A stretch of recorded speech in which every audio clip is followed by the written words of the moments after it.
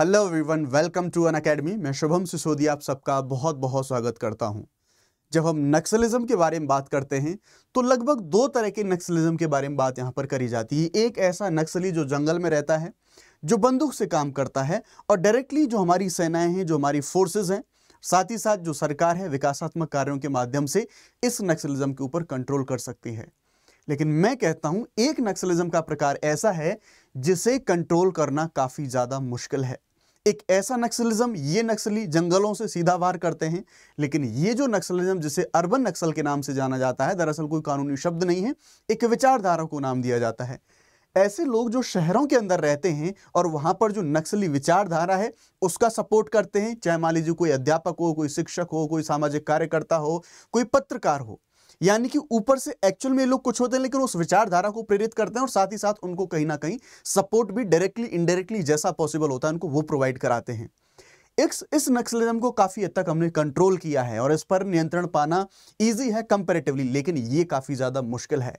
इसको कैटर करना बहुत ज्यादा मुश्किल है और इसके लिए डेडिकेटेडली अभी तक कोई हमारे पास लॉ भी नहीं है। एज सच यूएपीए जैसे जो एक्ट हैं उनके माध्यम से इसको हम कंट्रोल करने की कोशिश करते थे, लेकिन अभी हम देखें महाराष्ट्र के द्वारा अभी इस अर्बन नक्सलिज्म को कंट्रोल करने के लिए जो कानून है वो कानून अभी लाया गया है। और ये पहली बार कोशिश नहीं करी है, महाराष्ट्र ने कई बार इस चीज को कोशिश करी है, अर्बन नक्सलिज्म जो है इससे निपटने के लिए जो कानून लाने की। अब हम यहां पर ये देखें कि इस कानून में ऐसे क्या क्या चीजें लाई गई हैं, क्या ऐसे प्रावधान डाले गए हैं, लेकिन हर सिक्के के दो पहलू होते हैं। इस कानून के प्रोविजन भी देखें कि राज्य सरकारों को क्या ताकत मिलेगी, किस तरह से अर्बन नक्सल के ऊपर वो जो विचारधारा है उसके ऊपर काबू पाएंगी। दूसरी तरफ मेरा एक प्रश्न ये भी है कि क्या पूरे देश के स्तर पर या फिर अन्य राज्यों को भी ऐसा कानून लाने की आवश्यकता है जो कि विचारधारा है अर्बन नक्सलिज्म, इस विचारधारा को कैटर किया जा सके। पहले मैं आपको बताऊंगा कि एग्जैक्टली इस कानून में क्या है, क्यों इसके ऊपर थोड़ा सा विवाद है। कई जो संगठन है उन्होंने इस कानून को वापस लेने की मांग करी है क्योंकि इसमें जो कुछ डेफिनेशंस हैं उन पर काफी ज्यादा वेगनेस है। आइए कानून के बारे में बात करते हैं, फिर इस चीज का जवाब मैं आपसे जानना चाहूंगा कमेंट सेक्शन में कि क्या पूरे इंडिया को ऐसे कानून की आवश्यकता है। शुरुआत हम करेंगे तो यहां पर देख सकते हैं महाराष्ट्र का शहरी माओवाद यानी कि अर्बन नक्सलिज्म, ये विधेयक क्या कहता है। इस बिल को यहां पर लाया गया है और अगर प्रेजेंटली मैं बात करूं तो विधानसभा से इस बिल को पारित कर दिया गया है, विधान परिषद में ये जाएगा, उसके बाद राज्यपाल जब इसके ऊपर साइन कर देंगे तो ये जो हमारा बिल है ये एक्ट का रूप जो है धारण कर लेगा। अब आइए जानते हैं कि इस कानून के अंतर्गत क्या क्या चीजें लिखी हुई हैं, क्या क्या जो प्रोविजन है वो प्रोविजन हमें यहां पर देखने को मिलेंगे। शहरी माओवाद एक नई सुरक्षा चुनौती यानी कि इंटरनल सिक्योरिटी के लिहाज से भी देखें तो एक नया चैलेंज अभी क्यों बन रहा है ये, तो हम देखेंगे भारत में जो वामपंथी उग्रवाद है यानी कि जो हमारा नक्सलिज्म है ये पहले ग्रामीण और जंगली क्षेत्रों में सीमित था, लेकिन ये वहां से एक विचारधारा के तौर पर जैसा मैंने बताया शहरों के अंदर भी आ गया। प्रोफेसर्स हैं, सामाजिक कार्यकर्ता हैं, पत्रकार हैं, ऊपर अलग बाहर समाज को दिखाने के लिए उनकी जो रोल है, उनकी जो भूमिका है वो कुछ और है, लेकिन वास्तव में वो किसी जो ये जो ऐसी नक्सलिज्म जैसी विचारधारा है वो कहीं ना कहीं अंदर ही अंदर उनका पोषण भी हम यहाँ पर कर रहे हैं। अब देखें सरकार का यह दावा है कि नक्सली विचारधारा शहरी क्षेत्रों में आ चुकी है। इसे जैसे हमारे कुछ छात्र संगठन रहे वो इसको प्रमोट करते हैं, एनजीओज रहे, सांस्कृतिक संगठन रहे, ह्यूमन राइट कार्यकर्ता हैं वो रहे, उनके द्वारा इस पूरी विचारधारा को आगे बढ़ाया जा रहा है। नई चुनौती यह है कि ये जो कानून है शहरी मोर्चे पर जो प्री एम्प्टिव लीगल स्ट्राइक है इसके रूप में इस कानून को यहां पर देखा जा रहा है, यानी कि पहले से ही रोकने के जो कुछ प्रोविजंस हैं वो प्रोविजंस यहां पर लेके आए जाएं। क्या किया गया है, बिल का नाम और उद्देश्य के बारे में बात करें तो इस कानून का नाम रखा गया है Maharashtra special public security bill, MSPS bill इसको बोला गया है। ऑब्जेक्ट है कि जो अर्बन नक्सल या फिर वामपंथी उग्रवादी जो संगठन हैं और साथ ही साथ उनके जैसे संगठन हैं उनकी जितनी भी इलीगल एक्टिविटीज हैं उनको कर्व करना, उनको कंट्रोल करना, उन सभी को निपटना, ये इसका उद्देश्य है। यहां पर जो नक्सली संगठन है और उनके शहरी नेटवर्क हैं उनको और उनके जो सपोर्टर्स हैं उनकी सभी एक्टिविटीज को रोकने के लिए इसको लाया गया है। गवर्नमेंट के अनुसार ये जो संगठन है शहरों में जो लॉजिस्टिक सपोर्ट है यानी कि जैसा मैंने कहा कि डायरेक्टली इनडायरेक्टली ये विचारधारा को पोषित करते हैं, लोगों में स्प्रेड तो करते ही हैं अपने जो भी ये जो बाहर से जो दिखावे करने के लिए जो इनके प्रोफेशन है उनके माध्यम से, लेकिन ये डायरेक्टली नक्सलियों के लिए आपने बहुत सारी मूवीज, बहुत सारी वेब सीरीज में इन चीजों को देखा होगा।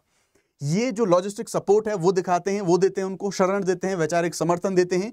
इसे रोकने के लिए जो मौजूदा कानून है ऐसा सरकार का बोलना है कि ये जो अभी हमारे पास ऑलरेडी लॉ है ये लॉ सफिशिएंट नहीं है। आइए और जानते हैं इसके बारे में।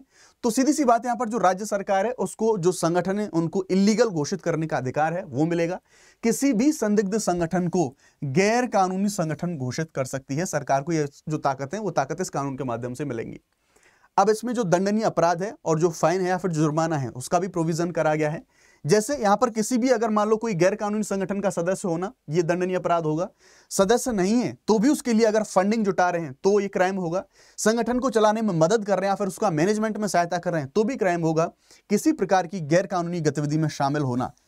ये जो शब्द है गैर कानूनी गतिविधि, इस कानून में इसकी जो व्याख्या है, ऐसा बोला जा रहा है, ऐसा कुछ आलोचना करी जा रही है लोगों के द्वारा कि ये काफी अस्पष्ट है, काफी ब्रॉडर है, यानी कि इस गैर कानूनी गतिविधि के अंदर क्या शामिल होगा ये सरकार डिसाइड करेगी। अब इस शब्द की जो व्याख्या है वो काफी ज्यादा ब्रॉडर है, इसलिए इसकी आलोचना भी करी जा रही है। कई जो संगठन उनके द्वारा बोला जा रहा है कि इसको वापस लिया जाए। सजा के प्रावधानों के बारे में बात करें तो 2 से 7 साल तक की कैद ऐसे प्रोविजंस करे गए हैं। 2 लाख से 5 लाख तक का जुर्माना, गैर कानूनी गतिविधि में शामिल होने पर सबसे कड़ी सजा 7 साल की जेल और 5 लाख तक का जो फाइन है वो फाइन यहां पर रखा गया है। अब इसके लिए राज्य सरकार को और कौन कौन से अधिकार मिल जाएंगे इस कानून के माध्यम से, तो किसी भी संगठन को गैर कानूनी संगठन घोषित कर सकती है गवर्नमेंट। और इनमें से दंडनीय अपराध किस किस को माना गया है, इसका सदस्य होना, पैसा इकट्ठा करना, सहायता करना, किसी भी गैर कानूनी गतिविधि में भाग लेना, जैसे मैंने बताया था।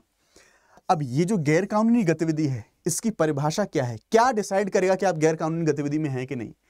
कोई भी शब्द, संकेत, प्रतीक ये लॉ एंड ऑर्डर को और शांति को अगर खतरे में डाले, कानून या राज्य संस्थाओं में बाधा डाले, हिंसा, डर, तोड़फोड़ इन सबको बढ़ावा दें, कानून का उल्लंघन करने के लिए उनको प्रोत्साहित करें और ऐसे कामों के लिए धन या फिर सामग्री जुटाएं।